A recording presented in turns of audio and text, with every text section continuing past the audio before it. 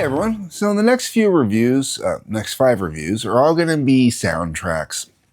Uh, just because I wanted to do some soundtracks, get into some collections of music. I like doing some collections, so let's get into some collections. Soundtracks are one of those things that, can make or break some movies. There are some movies where the soundtrack is better than the movie in a lot of cases, at least, box office or dollar wise success. Look at Last Action Hero, which I've actually covered before. The soundtrack was infinitely bigger than the movie. There are other movies where the soundtrack is part of the movie, like 8 Mile, for example, or Across the Universe, which will be one of the reviews I will be getting into in this next 5. But we're going to start with a soundtrack that makes sense and works perfectly with the movie, Howard Stern Private Parts. Howard Stern, as in the disc jockey, the shock jock, the mouthpiece. I've never had any real respect for Howard Stern. I've always thought that, he was always talking out of, both sides of his mouth, say one thing out of one way and then mean another thing out the other. There's a lot of things about Howard Stern I really, really don't like, and it's not even the topics, like the sexist crap that's in here that doesn't bug me. Some of the racist humor that's in here, I don't particularly care for it either. I didn't even care for it at the time. I thought it was stupid. But that's not even what bothers me. What bothers me with Howard Stern is the fact that, he really is the world's biggest frigging hypocrite. Wants to be able to say whatever he wants, left radio this big stink over censorship, blah, blah, blibbity, blah. Meanwhile, he wants to censor everybody that doesn't agree with him kind of bullshit, right? So as far as I'm concerned, after the whole fiasco with the pandemic and whatnot and the way that Howard behaved during that, I lost any and all respect I may have had for him, and I didn't even have a lot of respect for him at that time. But the movie was hilarious, and I'm not here to talk about the movie. Let's talk about the soundtrack. Now that I've got all that out of the way. All right. Now, one of the things I love about this soundtrack, which I will get into with some of the other soundtracks, especially Quentin Tarantino, because Quentin's the first person I knew that did it with his soundtracks, is the inclusions of audio clips from the movie intermixed with music. So it looks like there's a lot on this album, clicking in with 29 tracks, but the reality is half of them are just vocal excerpts from the movie. Starting with Pig Virus right at the very beginning. This is one of the characters, Paul Giamatti's character in the movie, who just goes off about Howard Stern being the Antichrist, basically. From there, we go into Rob Zombie with Howard Stern doing The Great American Nightmare. This is a song I actually have talked about before because it was on the Rob Zombie Greatest Hits album. I don't mind the song. I really enjoy it. Howard Stern's part on it is negligible. The way he's put into the mix and the way they do his vocals up, it's easy to mix it up and just think it's Rob Zombie doing it the whole way through.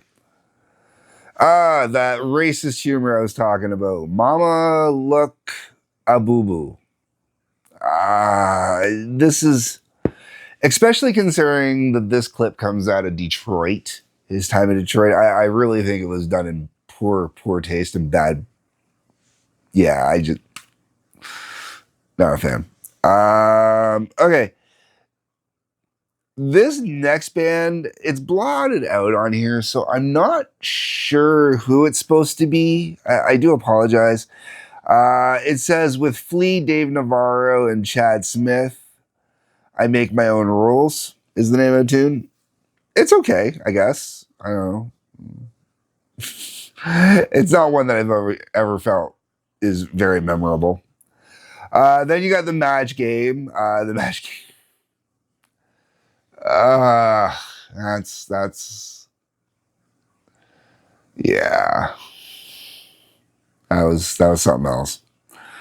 Then you got Porno for Pyros, Hard Charger as the next song, which is okay. Then you got Monty doing his thing at the radio station. I think that's kind of fun and enjoyable. Um, Marilyn Manson, "Suck for Your Solution," which isn't a bad tune. It's okay. As far as Manson songs go, it is what it is. Not one of my favorite Manson songs. Then you got Lance Election.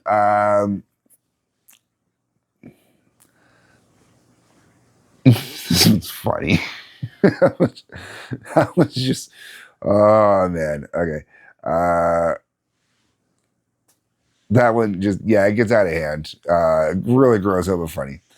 Then you got Ozzy Osbourne with Typo Negative, "Pictures of a Matchstick Man." I'm pretty sure I've discussed this, as I believe it's included in the Ozzy Prince of Darkness set, which I've done before, but I do really enjoy this song. I wish, I really wish that Peter Steele would have had more vocals on this, any vocals on this. But I really do like the way that Typo Negative plays the song mixed with Ozzy's vocals. I think Ozzy and Typo not teaming up together for an album may have been a loss that the world really should have looked into some more. The Contest is another little clip, doesn't do much for me. Then you got Green Day, "Tired of Waiting for You." Um, I'm not a huge Green Day fan by any stretch of the imagination. I'm one of those people that really like to rip on Green Day for the most part, actually. But I really enjoyed this version of the song "Tired of Waiting for You." I thought it was really enjoyable. Yeah, that's about it. Then you got WRNW, which is, a little radio clip segment.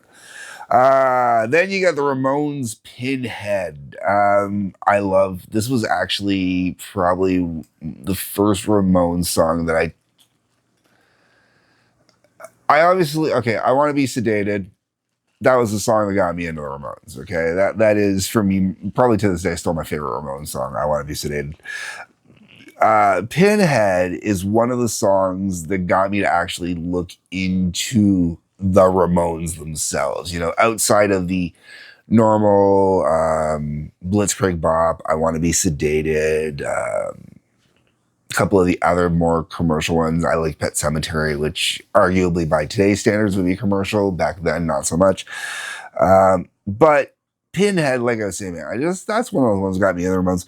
And believe it or not, it's one of the reasons I actually picked up this album. Is I didn't have any Ramones albums at the time, and I really didn't want to get into the Ramones that heavily at the time or pick up a greatest hits or anything like that. So I was happy to pick up this album because of some of the other stuff that's on here too. Plus, you get that. "Oh Howard" follows up "Pinhead." The "Oh Howard," this is one of my all-time favorite parts in the entire movie. It's what the chick straddling the speaker right over top of the subwoofer, and Howard sitting there in the microphone.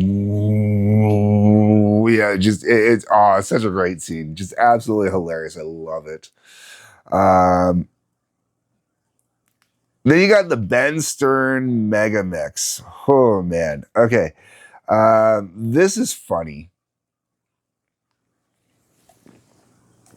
Sorry, I needed a little sip there.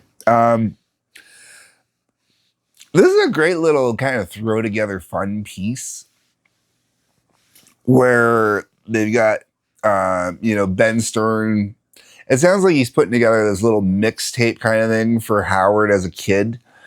And I thought it was really enjoyable. He just kind of, this little mixes, he does these little kids songs, stuff like that. Got it set to this one tempo going through. It's really cute. It's really fun. And I honestly enjoy it. There's something about it. It's just really, really enjoyable. The Howard Stern Experience follows that up as a sound clip. Whatever. That one's fun because of the way they do it. The Howard Stern Experience leads into Howard starting up "Smoke on the Water" and then scratching the album by dropping something on whatnot. And then it goes into the actual song "Smoke on the Water" from Deep Purple, which, I've discussed before and we don't need to discuss again. It's Deep Purple, Smoke on the Water. Then you got the WCCC radio bit. Cheap Trick, I Want You to Want Me. Another reason why I was happy to pick up this, because at the time I bought this, I did not own any Cheap Trick on compact disc either. And I Want You to Want Me is always a good fun song to have around. And another reason why I bought a lot of soundtracks in the day is I did DJ every once in a while for people, and I did supply a lot of music for a lot of parties and stuff like that. So I liked having these mixes because it was a great way to throw in different songs that I had around. Then you got the Antichrist. Okay, so I was talking about the whole thing with Paul Giamatti doing his bit about Howard Stern being the Antichrist. Okay, this is the actual bit right here, the Antichrist. Then we go into Ted Nugent, Cat Scratch Fever. I did have this song already at this point, but you know, sometimes you don't want to pull out a Ted Nugent album, you just want to listen to the song. WNBC. Okay, wait, hold on. Let me see if I can do this right. Hold on, let me try this out again.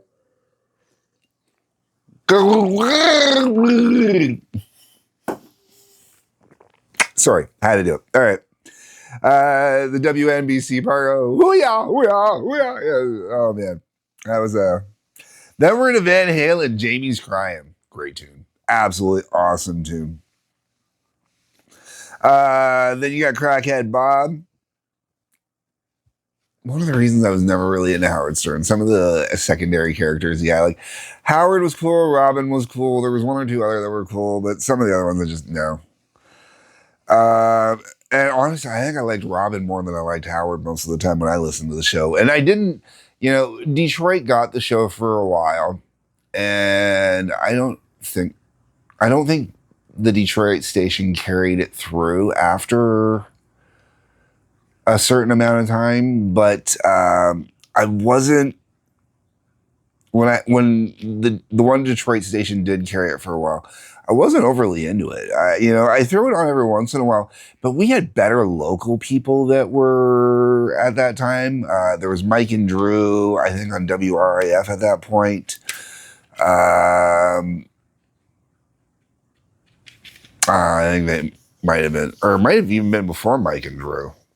But either way, you know, Detroit's always had some good morning radio kind of stuff, and Howard just really felt lowbrow compared to most of it, you know. I mean, compared to what's going on nowadays, it'd be on par, but back then it was just really lowbrow.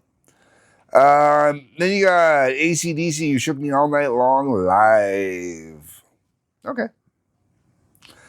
Howard, You Stink as a clip, you know, it's fine. Ladies and Gentlemen as a little run up. And then it ends with Howard Stern and the Dust Brothers doing the song Tortured Man. Tortured Man's actually pretty decent. I enjoy Tortured Man. I think it's funny. I think it's got a couple good laughs in it.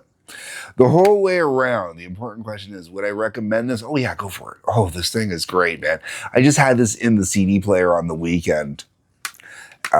Just for the mix in there, I threw in a bunch of soundtracks, and realistically, you know, I had it playing, and everybody in the house was laughing when the audio clips came up, and then, you know, the songs themselves would come up, and, oh yeah, that one, oh yeah, that one, oh, I haven't heard this one forever, you know, that kind of stuff. So yeah, really, I would recommend Howard Stern Private Parts, the album, if you don't have it. And if you've never seen the movie, I'd recommend watching the movie at least once. How you haven't seen the movie at this point, though, I don't know.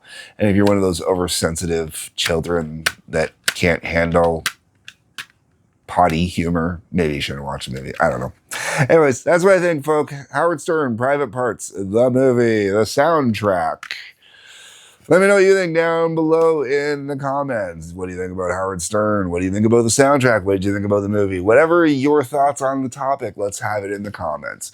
On your way down there, you're going to see a like button, subscribe button, bell for notifications. If you could hit all those, I'd really appreciate it. There's a couple links worth checking out. Otherwise, folks, peace, love, take care.